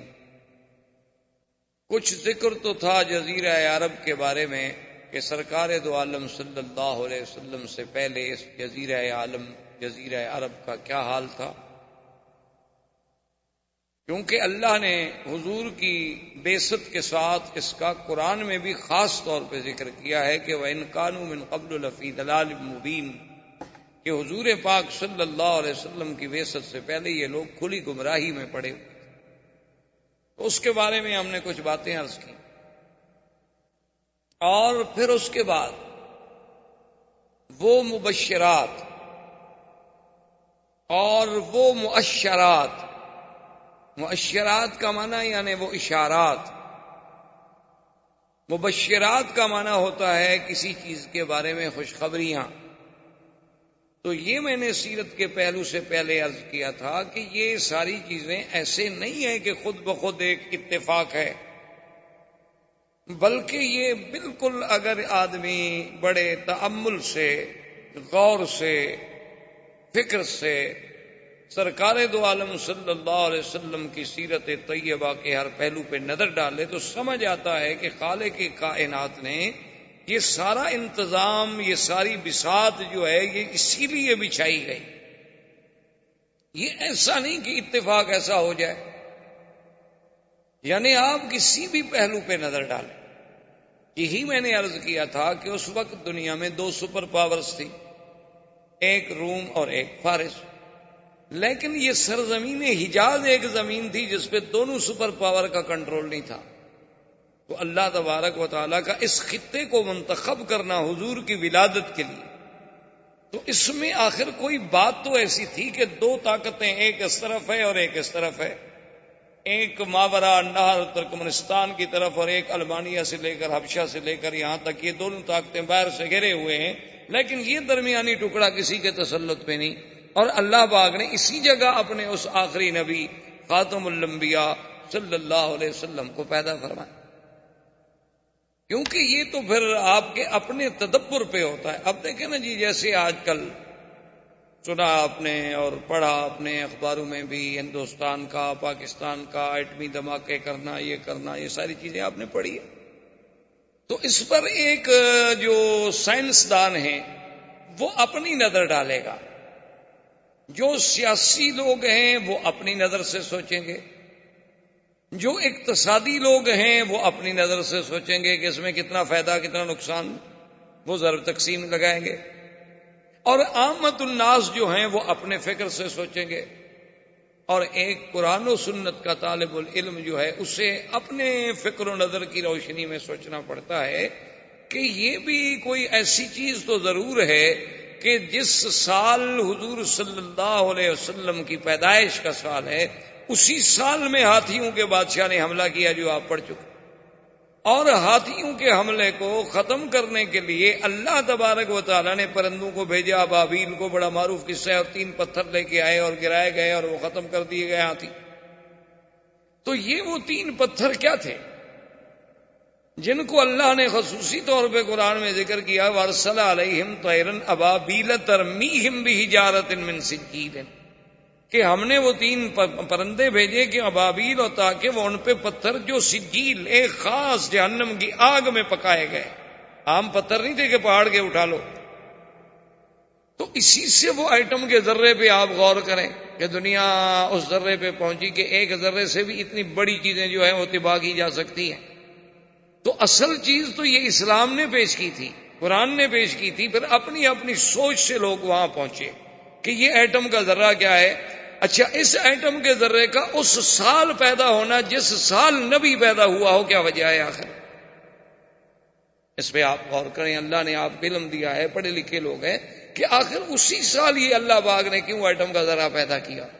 اس سے پہلے مختلف قوموں پہ عذاب آ چکے ہیں. کسی کو سیاح سے مارا گیا، کسی کو بجلی کی کڑک سے مارا گیا، کسی کو پانی میں ڈبویا گیا، کسی کی بستیوں کو الٹ کے پھینک دیا گیا، کہیں ہوا بھیجی گئی، لیکن یہ تک عذاب کسی پہ نہیں بھیجا گیا کہ اوپر سے ایک چھوٹا سا پرندہ اڑتا ہوا آئے اور ایک چھوٹی سی کنکر ڈال دے، اور وہ اگر ایسی آگے حالت ایسی پیدا کر دے کہ فجعلہم کعصف مأکول، ایسے کہ جیسے کوئی گھاس کھا کھا کے چبا چبا کے جانور پھینک دیتا ہے نا، اتنی بڑی چیزیں اس طرح ہو جائیں۔ اچھا، اسی طرح آپ دوسری بات پہ غور کریں کہ جب حضور صلی اللہ علیہ وسلم کی بعثت کا زمانہ آیا تو آسمانوں پہ پہرے شدید ہو گئے، جنات سے کاہن کہیں بھی خبر لے آؤ، خبریں لے آؤ تاکہ ہم اپنی قوم کو خبریں دیں۔ وہ کہیں کیسے خبریں لے آئیں؟ وَأَنَّا كُنَّا نَقْعُدُ مِنْهَا مَقَاعِدَ لِلسَّمْعِ فَمَن يَسْتَمِعِ الْآنَ يَجِدْ لَهُ شِهَابًا رَّصَدًا، کہ ہم کیا کریں، وہ جو ہم نے خلا میں اپنے اسٹیشن بنائے تھے جہاں بیٹھ کے ہم فرشتوں کی باتیں لے لیا کرتے تھے، اب جب ہم وہاں جاتے ہیں تو ہمیں تو دہکتے ہوئے انگارے شہاب ثاقب سے مارا جاتا ہے، یعنی یہ آسمانی میزائل بھی تو اسی وقت شروع ہو گئے۔ اب آپ زمین سے میزائل بنا رہے ہیں نا، اللہ نے حضور کی بعثت کے ساتھ آسمانی میزائلوں سے جنات پہ فائرنگ شروع کروا دی، درس دیا امت مسلمہ کو کہ یہ نبوت عالمگیر ہے، اس کی ابتدا میں تحفظ کے لیے یہ چیزیں ضروری ہیں تو اس کے بقا کے لیے بھی یہ چیزیں ضروری ہیں۔ ایک سبق ملا قوم کہ اس کے بغیر تم پھر اس نبوت کی حفاظت نہیں کر سکتے۔ اگر تم نے اس نبوت کی حفاظت کرنا ہے تو پھر تمہیں ایسی ایسی ایجادات کو حاصل کرنا ہوگا۔ اچھا جی، وہ ایجادات آپ کو کیسے ملیں گی؟ آپ کو یہ تو کہا جا سکتا تھا نا کہ بھی علم حاصل کرو، چاہے مکے سے حاصل کرو، علم حاصل کرو مدینے سے حاصل کرو۔ یہ کیوں کہا گیا اطلب العلم ولو بالسین، کہ علم حاصل کرنا ہو چاہے چین جانا پڑے؟ تو اس زمانے میں چین کا نام لینے کی کیا ضرورت ہے کہ اطلب العلم ولو بالسین؟ اچھا، اس کے بعد جب یہ آیت اتری وآخرین منہم لما یلحقوا بہم، کہ ایسی لوگ بھی آئیں گے جو ابھی آپ کے پاس نہیں آئے ہیں، تو صحابہ نے پوچھا حضور وہ کون لوگ ہوں گے؟ تو حضور نے سلمان فارسی پہ ہاتھ رکھا، فرمایا اس کے قبیلے کے لوگ ہوں گے۔ لو کان العلم بالثریا لینالہ رجل من فارس، اگر علم کہکشاں ثریا پر بھی ہوگا تو فارس کی کوئی اولاد جو ہے وہاں جا کر بھی علم حاصل کرے گی۔ اچھا، ایک جگہ لفظ ہے لو کان الدین بالثریا لینالہ رجال من فارس، کہ اگر دین وہاں تک ہوگا تو ان فارس میں سے کوئی پیدا ہوگا، معنی یہ ہے کہ عجم سے کوئی پیدا ہوگا۔ فارس عجمی ہے نا عرب کے مقابلے، فارس جو ہے وہ عجم ہے نا عرب کے مقابلے پہ۔ فارس میں سے آپ کوئی ملک لے لیں، آپ یعنی ماورا نار سارا چلے جائیں، وہ سب فارس کہلائے گا۔ تو ایک عرب تھے، فارس تھے، روم تھے، تو فارس عجم میں آئے گا۔ تو معنی یہ ہے کہ عجمی لوگ دین میں بھی اتنی آگے بڑھیں گے کہ جیسے امام ابو حنیفہ رحمۃ اللہ علیہ، اور یہ جدید ٹیکنالوجی میں بھی بڑھیں گے تو وہی عجمی ہوں گے۔ تو یہ بھی تو کوئی سبق تھا نا جو ہمیں سیرت سے ملا، صرف یہ تو نہیں۔ اور اسی کو علامہ اقبال نے کہا تھا کہ فطرت کی مقاصد کی کرتا ہے نگہبانی، یا بندہ صحرائی یا مرد کوہستانی۔ وہ یہ پہلے کہہ گیا تھا کہ فطرت کے مقاصد کی کرتا ہے نگہبانی، یا بندہ صحرائی یا مرد کوہستانی۔ وہ آخر کوئی بات تو تھی۔ آپ تصور کر سکتے ہیں وہ یہ باتیں کیوں کہہ گیا تھا کہ ایک ہوں مسلم حرم کی پاسبانی کے لیے، نیل کے ساحل سے لے کر تابخا کے کاشگر۔ اس وقت کاشگر کوئی آپ کے پاس تھا یا مسلمان تھے یا آزاد ہو گئے تھے؟ تو آخر یہ کیا وجوہات تھیں؟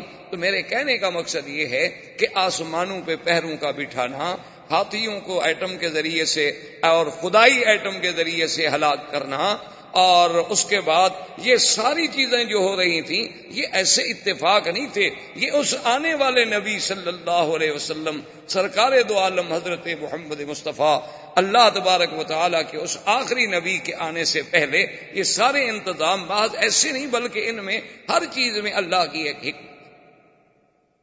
اب دیکھیں کہ حضور صلی اللہ علیہ وسلم کے لیے اللہ نے خاندان کیسا منتخب کیا، باعتبار نسب کے سب سے اعلیٰ، کہ ولد اسماعیل ذریت ابراہیم، ذریت ابراہیم میں، اور پھر دیکھیں ابراہیم علیہ السلام کے دو بیٹے، ایک اسماعیل علیہ السلام اور ایک اسحاق علیہ السلام۔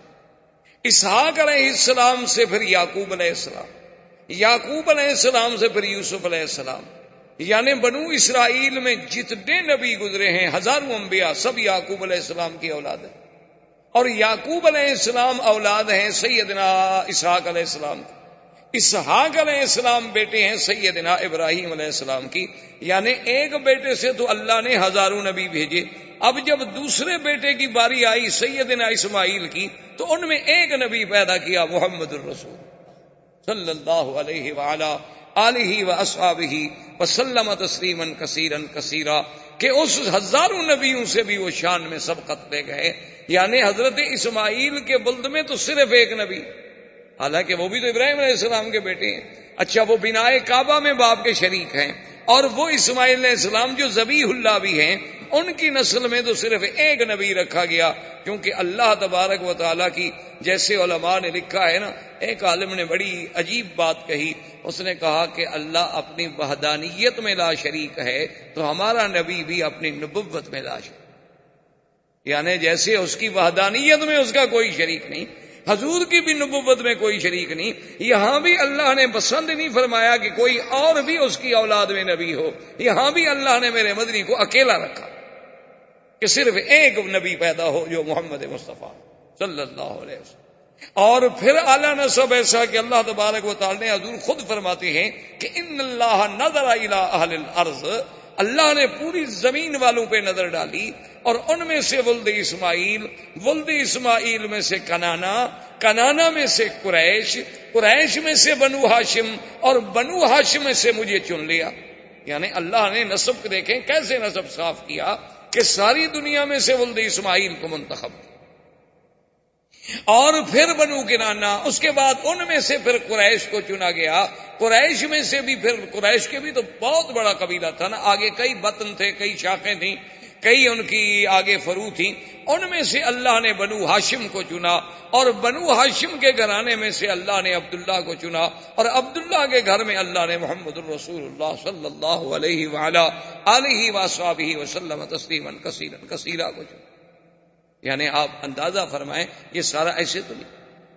اور پھر یہ دیکھیں کہ جب قریش کا خاندان، یہ لوگ اپنے شرف کے لیے، یعنی اتنے لوگ تھے کہ آج کل تو لوگ پیسوں کے لیے لڑتے ہیں، آج کل تو لوگ پیسوں کے لیے لڑتے ہیں، عورت کے لیے لڑتے ہیں، زر کے لیے لڑتے ہیں، زمین کے لیے لڑتے ہیں، لیکن یہ خاندان جو ہے اس کا کمال دیکھیں، یہ اپنے شرف کے لیے لڑتے تھے کہ یہ ہماری عزت کا مسئلہ ہے۔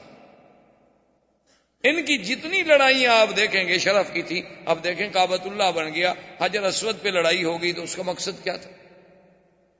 حجر اسود پہ لڑائی ہو گئی، اور لڑائی کا بھی یہ عالم تھا کہ باقاعدہ خون کے پیالے بھر کے ہاتھ ڈبوئے گئے، خون کے پیالے بھر کے رکھے گئے، قریش کے سرداروں نے اس میں ہاتھ ڈالے، ہاتھ ڈال کے پھر ایک دوسرے سے ہاتھ ملائے کہ ہم خون دے دیں گے، اپنا آخری قطرہ تک بہا دیں گے، لیکن حجر اسود ہم رکھیں گے تاکہ قیامت تک یہ شرف ہمیں ملے کہ فلاں قبیلے نے حجر اسود رکھا تھا، فلاں آدمی نے حجر اسود رکھا تھا اللہ کے کعبے میں۔ سب لڑنے مرنے پہ تیار ہو گئے۔ لڑائی کس بات کی تھی؟ شرف، کہ یہ شرف ہمیں ملا۔ اسی طرح آپ دیکھیں کہ بنو قصی ابن، ان میں سے جب بنو عبدالدار آئے، ان کا پھر لڑائی یہ ہو گئی کہ جناب یہ کعبۃ اللہ کا رفادہ، کعبۃ اللہ کا حجابہ، کعبۃ اللہ کا سقایا، یہ زمزم کا پلانا، کعبۃ اللہ کی چابی، کعبۃ اللہ کا انتظام، حاجیوں کی خدمت، یہ شرف ہے، یہ تو ہمیں ملے اور کسی کو ہم نہیں دیتے۔ یعنی اتنے اعلی خاندان کہ جو اپنے شرف کے لیے لڑتے رہے، اپنے شرف کے لیے مرتے رہے کہ صرف ہمارا نام جو ہے، ہمارا شرف جو ہے وہ اونچا رہے۔ یعنی اپنی عزت کا اتنا خیال تھا کہ آپ حیران ہوں گے کہ ابو سفیان جو حضور کے چچا ہیں، وہ اتنے بڑے حضور صلی اللہ علیہ وسلم کے مخالف تھے کہ جنگ بدر بھی اسی سبب سے ہوئی تھی کہ ابو سفیان قافلہ لا رہے تھے، اور پھر احد کی جنگ کا اصل قائد جو ہے وہ ابو سفیان تھا، یعنی حضور سے جنگ لڑنے کے لیے مکے سے مدینہ پہنچا، اتنی عداوت رکھنے والا آدمی۔ لیکن جب حضور کی شادی ام حبیبہ سے ہو گئی رضی اللہ تعالی عنہا، جو ابو سفیان کی بیٹی تھی، وہ مسلمان ہو گئی تھی، اپنے شوہر کے ساتھ حبشہ چلی گئی، وہاں اس کے بعد جب بیوہ ہوئیں اور اس کے بعد وہاں سے فارغ ہوئیں تو پھر ان کا نکاح حضور سے ہوا، جو نجاشی بادشاہ نے کیا، حق المہر بھی نجاشی بادشاہ نے ادا کی۔ تو جب ام حبیبہ حضور کی بیوی بن گئیں اور ابو سفیان کو پتہ چلا تو اس نے کہا بات یہ ہے کہ ھذا فحل لا یجدع انفہ، کہ اب محمد مدنی کی ناک کو نیچے نہیں کیا جا سکتا۔ اب ان کو اتنا بڑا شرف مل گیا ہے کہ ابو سفیان کی بیٹی اس کے گھر میں ہے، تو جب میری بیٹی کا وہ شوہر ہو اب اس کا ناک نیچے کون کر سکتا؟ اب تو اتنے بڑے سردار کی بیٹی اس کے گھر میں چلی گئی، یعنی اپنے شرف پہ مر مٹنے والی قوم۔ اور پھر جناب آپ دیکھیں کہ عبد المطلب کے بھی اس بیٹے کے گھر میں حضور پیدا ہوتے ہیں جس کا نام عبداللہ ہو، یعنی آپ اندازہ فرمائیں۔ اسی لیے آپ دیکھیں نا جی کہ لفظ، حالانکہ اس زمانے میں تو عام نام ہوتے تھے، عبداللہ، عبدالعزیٰ، عبدالبنات، فلاں بتوں کے نام پر نام رکھے جاتے تھے، لیکن اس نام کا انتخاب بھی تو کوئی قدرت کی طرف سے ہو رہا تھا نا، کہ میرے مدنی کے نام کے ساتھ ان کے کسی نسب میں کوئی ایسا نام بھی نہ آئے نا جس میں شرک کی بو آتی ہو۔ اللہ تبارک و تعالیٰ کی حکمت۔ یہ سارے اہتمامات کے بعد اب دیکھیں کہ آپ کی والدہ، پھر اس کا نسب جو ہے، چونکہ حضور کا مولد کیا تھا؟ مکہ، اور حضور کا مہجر کیا ہے، مقام ہجرت کیا ہے؟ طیبہ اور مدینہ۔ تو بی بی صاحبہ، بی بی آمنہ جو ہے، ان کا گھر جو ہے مدینہ میں ہے۔ اچھا، آگے جا کے نسب جو ہے وہ عبد مناف میں حضور سے مل جاتا ہے۔ حضور صلی اللہ علیہ وسلم کا نسب آپ دیکھیں گے، محمد ابن عبداللہ ابن عبد المطلب، ہاشم ابن عبد مناف، قصی ابن کلاب، یہ عبد مناف میں جا کے آمنہ بنت وہب، آگے عبد مناف، پھر جا کے حضور صلی اللہ علیہ وسلم نے نسب مل گیا۔ اچھا، تیسری بات دیکھیں جو حضور پاک نے فرمائی اپنی سیرت میں، اور کتنی بڑی بات ہے، فرمایا ولدت من نکاح، آپ نے فرمایا کہ اللہ تبارک و تعالی نے میرا سلسلہ سیدنا اسماعیل سے لے کر میری اماں آمنہ تک، فرمایا اصلاب طاہرۃ و ارحام طاہرات، اللہ نے مجھے منتقل جو کیا ہے تو حضرت اسماعیل سے لے کر میری والدہ آمنہ تک کسی عورت نے گناہ نہیں کیا۔ یعنی اللہ نے کیسے محفوظ رکھا اس سلسلے کو کہ جہاں جہاں حضور صلی اللہ علیہ وسلم کا نسب جڑتا گیا، کفر تو آیا لیکن ان عورتوں میں گناہ نہیں آیا۔ یعنی وہ کافرہ تو ہو سکتی ہیں لیکن ناپاک نہیں تھیں، چونکہ وہ سلسلہ نقل ہوتا چلا آ رہا ہے حضور صلی اللہ علیہ وآلہ وسلم کا، ایک باپ سے دوسرا، پھر تیسرا، پھر چوتھا، حتیٰ کہ بی بی آمنہ تک یہ سلسلہ چلا۔ اور اسی طرح بی بی آمنہ فرماتی ہیں سرکار دو عالم صلی اللہ علیہ وسلم کا جب حمل مبارک ٹھہرا، جب حضور صلی اللہ علیہ وسلم ابھی بطن والدہ میں تشریف لائے، تو فرماتی ہیں خدا کی قسم ہے کہ ایسا حمل تو مجھے پہلے کبھی دیکھنے کا بھی اتفاق نہیں ہوا کہ یہ پہلا حمل تھا جس میں مجھے تکلیف نہیں ہوتی تھی، ورنہ حمل ایک ثقل ہے، ایک بوجھ ہے ماں کے لیے۔ لیکن فرماتی ہیں لما حملت بمحمد صلی اللہ علیہ وسلم، جب میں حضور صلی اللہ علیہ وسلم میرے بطن میں آئے تو اتنے خفیف کہ مجھے کبھی محسوس ہی نہیں ہوا کہ میرے پیٹ میں کوئی بوجھ ہے۔ اور اس کے بعد بی بی صاحبہ فرماتی ہیں کہ میں نے ایک دن اسی حمل کی حالت میں خواب دیکھا۔ میں نے خواب دیکھا، اور خواب کیا دیکھتی ہوں کہ میرے بطن مبارک سے ایک نور نکلا ہے اور وہ پوری کائنات پہ چھا گیا ہے، روشنی اس کی جو تھی ساری زمین پہ پھیل گئی ہے۔ میں سوچتی رہی کہ اس خواب کا کیا تعبیر ہو سکتی ہے۔ تو اس زمانے میں جو کاہن تھا، وہ لوگ کاہنوں کے پاس ہی جاتے تھے، انہی سے ان کے اعتقادات تھے۔ اس سے جب میں نے پوچھا تو اس نے کہا ان لابنک ھذا شان، جو تیرے پیٹ میں بچہ ہے نا، معلوم ہوتا ہے یہ کوئی بڑے شان والا بچہ ہے، اس کا دین جو ہے وہ پورے روئے زمین پہ پھیلے گا۔ تو بی بی کہتی ہیں میں سوچتی تھی کہ کیسے وہ دین ہوگا، کیا دین ہوگا، چونکہ ان کے تصور میں نبوت اور رسالت کا تو کوئی تصور بھی نہیں۔ اچھا اسی طرح اب آپ حیران ہوں گے کہ بھئی حضور صلی اللہ علیہ وسلم کے ولادت پہلے اچھا بی بی کہتی ہیں کہ میں ایک دفعہ گزر رہی تھی تو ندا آئی، آواز آئی، اور آواز یہ آئی میرے کانوں میں کہ ابشری ابشری یا آمنہ، اے بی بی آمنہ تمہیں مبارک۔ کہتی ہے میں رک گئی، مجھے آدمی کوئی نظر نہ آئے، مجھے کوئی سمجھ نہ آئے کہ اس مبارک کا کیا مطلب ہو سکتا ہے۔ خیر بات آئی گئی ہو گئی۔ کہتی ہیں کہ پھر کئی دن کے بعد جب میں گزری، علیحدہ ان پہاڑی علاقوں میں سے جا رہی تھی، تو پھر آواز آئی کہ ابشری یا آمنہ، اے بی بی آمنہ تمہیں مبارک ہو، فإنک قد حملت بأحمد، کہ اب تیرے بدن میں جو بچہ پیدا ہونے والا ہے اس کا نام احمد ہو۔ تو کہتی ہے میں حیران ہو گئی کہ کیا بچہ ہے، ابھی نام بھی نہیں، ہمارے تو تصور میں نہیں۔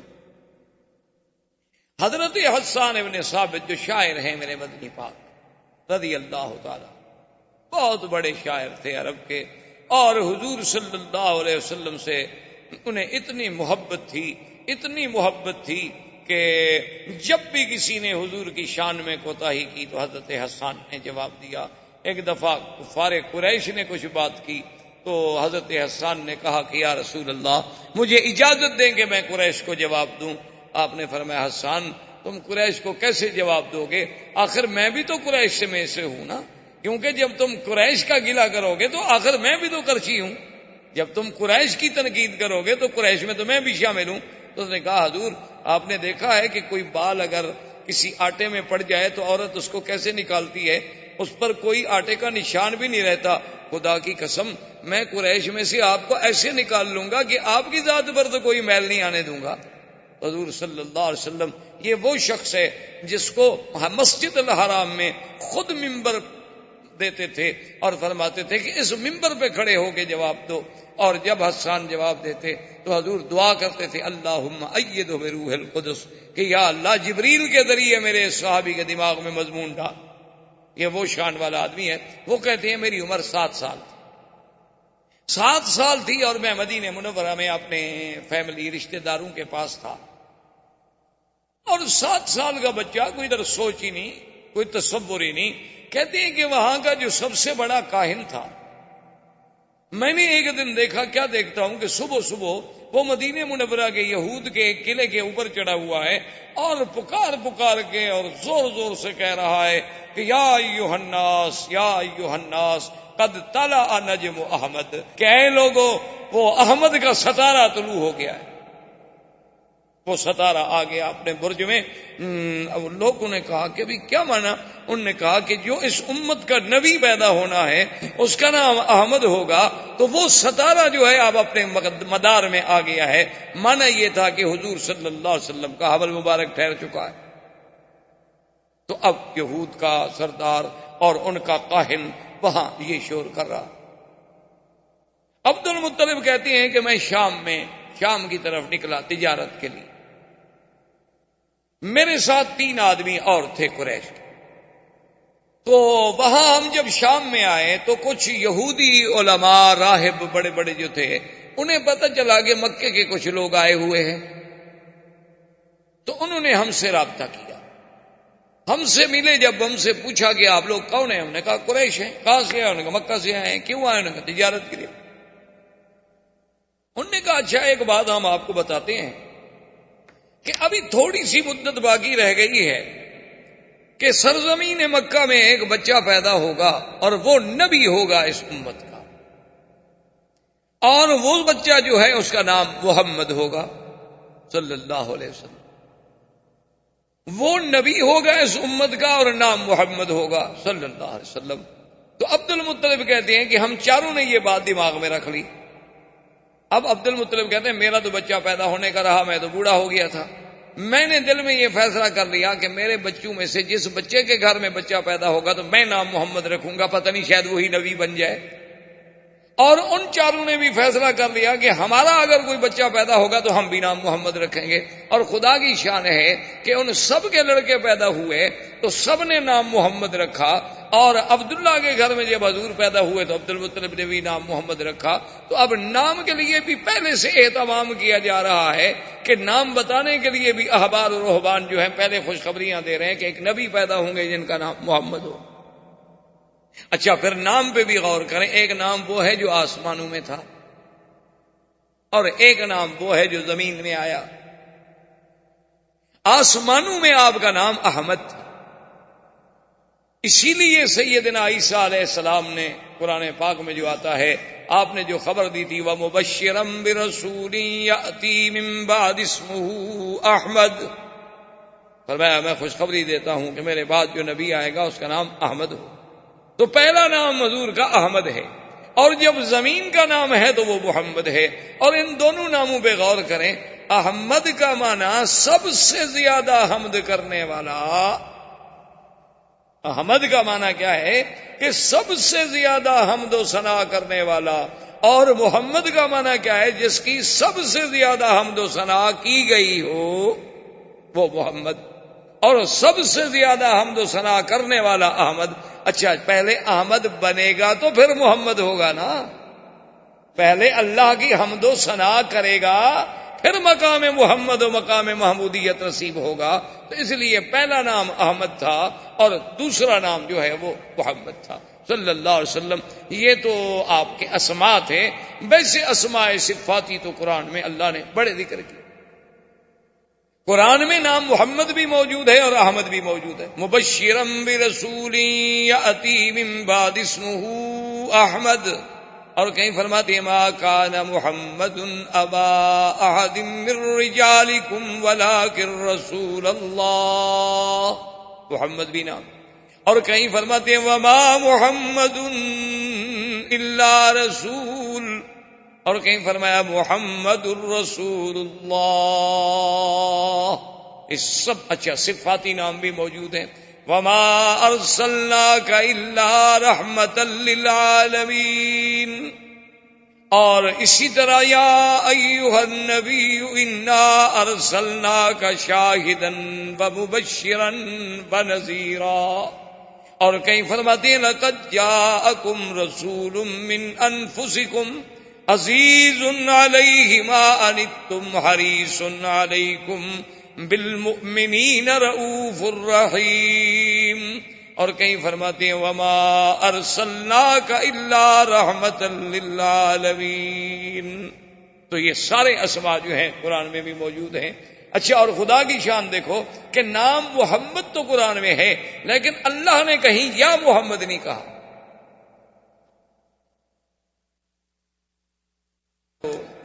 درود شریف تو پڑھ لیا کریں کم سے کم اتنا احساس ہو کہ بھئی حضور کے ساتھ محبت کا یہ فرض ہے کہ جب نام آئے تو فوراً زبان پہ درود شریف آ جانا چاہیے امتی کے. تو بہرحال میرے کہنے کا مقصد یہ تھا کہ عظمت سیرت رسول پاک پہ نظر ڈالیں کہ اللہ نے حضور کا نام تو قرآن میں 4 دفعہ لیا لیکن کسی جگہ یہ نہیں کہا کہ یا محمد.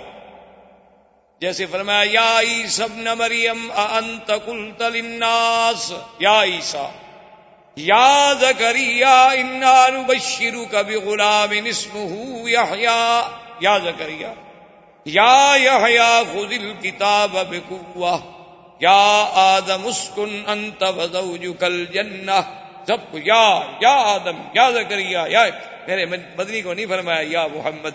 جہاں بھی فرمایا یا ایھا النبی، کہیں فرمایا یا ایھا المزمل، کہیں فرمایا یا ایھا المدثر، کہیں فرمایا یا ایھا الرسول بلغ ما انزل الیک من ربک، اور کہیں فرمایا والضحیٰ واللیل اذا سجا، کہیں فرماتے ہیں طٰہٰ، کہیں فرماتے ہیں یاسین والقرآن الحکیم انک لمن المرسلین. مانا کیا تھا کہ ہر نبی کو نام سے پکارا گیا، میرے مدنی کو اللہ نے لقب سے پکارا. یعنی یہ عظمت جو ہے یہ بھی صرف سیرت مصطفیٰ کے حصے. ہاں کہیں نام لینا ضروری تھا، اللہ نے نام لے لیا لیکن جب اللہ نے مخاطب کیا تو لقب سے کہ اے کپڑے میں لپٹنے والے، حضور صلی اللہ علیہ وسلم کو خطاب کیا گیا، تو جب بھی خطاب ہوا تو خطاب لقب سے کیا گیا تاکہ عظمت محمد مصطفیٰ صلی اللہ علیہ وسلم جو ہے وہ آشکارا۔ اور اسی طرح جناب آپ دیکھیں کہ بی بی صاحبہ بی بی آمنہ کہتی ہیں کہ جب حضور صلی اللہ علیہ وسلم، اور خدا کی شان ہے، اسی لیے میں نے عرض کیا تھا نا کہ ذرا غور کریں کہ ولادت کے لیے اللہ نے مکان منتخب کیا تو کون سا، یعنی جہاں آپ کا مولد ہے وہ مقام کون سا ہے کہ جس کی اللہ قرآن میں قسمیں کھا رہے ہیں کہ لا اقسم بہذا البلد، اور وہ مقام ہے کہ اول بیت وضع للناس للذی ببکۃ مبارکا، سب سے پہلا گھر۔ اچھا پھر دیکھیں جوڑ دیکھیں، گھر سب سے اول، نبی سب سے آخر، یعنی اول بیت اور آخرہ نبی، یعنی خدا کی شان۔ اچھا پھر یہ ہے کہ کعبہ بھی مرکز اور ہدی للعالمین، اور میرا مدنی بھی رحمت للعالمین۔ اور اسی طرح جیسے کعبے کا وجود بقائے عالم کا سبب ہے کہ جب تک کعبہ ہے دنیا قائم ہے، کعبہ ختم ہوگا دنیا مٹ جائے گی، میرے مدنی کی نبوت آخری ہے، جب تک حضور صلی اللہ علیہ وسلم کا دین قائم ہے دنیا قائم ہے، ورنہ اس کے بعد دنیا فنا ہو جائے گی۔ تو اللہ نے اپنے نبی کے لیے مولد چنا تو کون سا؟ مکہ، جو ساری کائنات میں سب سے افضل سرزمین۔ اچھا اور زمان چنا تو کون سا؟ ربیع الاول۔ ربیع الاول، ربیع کا موسم آپ جانتے ہیں کہ سب سے اچھا موسم کیا ہوتا ہے؟ ربیع۔ اور زمانہ چنا تو ربیع الاول، مکان چنا تو کعبۃ المشرفہ، اور سنہ کون سا چنا؟ اصحاب الفیل، کہ جس میں کفر کی قوتوں کو ختم کر کے اسی سال محمد مدنی کو پیدا کیا گیا صلی اللہ علیہ وآلہ آلہ واصحابہ وسلم تسلیما کثیرا کثیرا۔ اور اس کے بعد جب پیدا ہوتے ہیں تو آپ اندازہ فرمائیں کہ بی بی صاحبہ فرماتی ازاد منہا، فرماتی ہیں ایسا نور ہوا کہ ازاد منہا قصور الشام، کہ شام کے محل نظر آنے لگے اور کسرا کے محل کے کنگرے گر گئے۔ اور مورخین نے باقاعدہ لکھا ہے کہ آپ کہ کسرا کا محل جو تھا، اس کے محل کے کنگرے آگے جو بنے ہوئے تھے نا خوبصورت سے، وہ گرے، اور گرے کتنی؟ 14۔ جب 14 کنگرے گر گئے تو بادشاہ کو گھبراہٹ پیدا ہو گئی۔ اب جناب اس نے کہا کہ فوراً احبار رہبان کو بلاؤ۔ احبار و رہبان کو جب بلایا گیا، ان سے بادشاہ نے بات کی، بھی کیا بات ہے، یہ کیا ہو رہا ہے کہ میرے محل کے کنگرے گر گئے، اور ادھر سے خبر آ رہی ہے کہ ہمارا جو بحیرہ تھا وہ زمین میں دھنس گیا، اور کہیں سے خبر آ رہی ہے کہ آتش بجھ گئی، یہ کیا ہو گیا ہے؟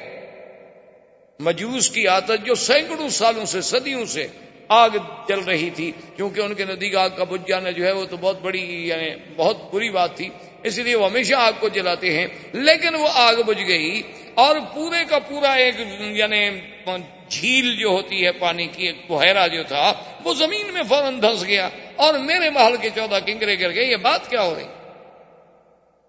انہوں نے پھر اپنے اس نجوم سے یا جنات سے یا جس ذریعے سے یعنی احوال سنے، تو انہوں نے کہا کہ معلوم یہ ہوتا ہے کہ اس امت کا ایک نبی پیدا ہوا ہے جس کی وجہ سے یہ سب کچھ ہو رہا ہے۔ تو اس نے کہا کہ اچھا یہ 14 کنگرے کا کیا معنی ہے؟ انہوں نے کہا کہ اب آپ کی حکومت جو ہے صرف اس وقت تک رہے گی، اب 14 بادشاہ ہیں جو حکومت کریں گے آپ کے ملک پر، اس کے بعد پھر آپ کا ملک پر حکومت نہیں رہے گی، آپ کی شہنشاہیت نہیں رہے گی۔ انہوں نے کہا عجیب بات، کہنے لگا اچھا چلو اگر تمہاری بات سچی بھی ہے تو 14 بھی تو کوئی تھوڑے نہیں ہوتے نا، 14 بادشاہ گزریں گے، نسل در نسل، بیٹا آئے گا، پھر اس کا، پھر اس کا، پھر اس کا، تو چلو بڑا زمانہ ہے۔ اس کا مطلب ہے کہ ابھی ہمارا اقتدار تو ہے نا، 14 نسلیں تو ہماری دیکھیں گی نا اقتدار۔ تو انہوں نے کہا اب یہ تو ہم نہیں کہہ سکتے، لیکن 14 ضرور دیکھیں گے، لیکن کتنی مدت میں دیکھیں گے یہ آپ کو ہم نہیں بتا سکتے۔ اللہ کی شان دیکھیں کہ اگلے 4 سال میں 10 مر گئے فوراً، کیونکہ حضور نے آ کے کہنا تھا لا کسرا ولا قیصر بعدہ۔ احباب کرام، اس کے بعد اب آپ اس مبارک سلسلے کی CD نمبر 3 سماعت فرمائیں۔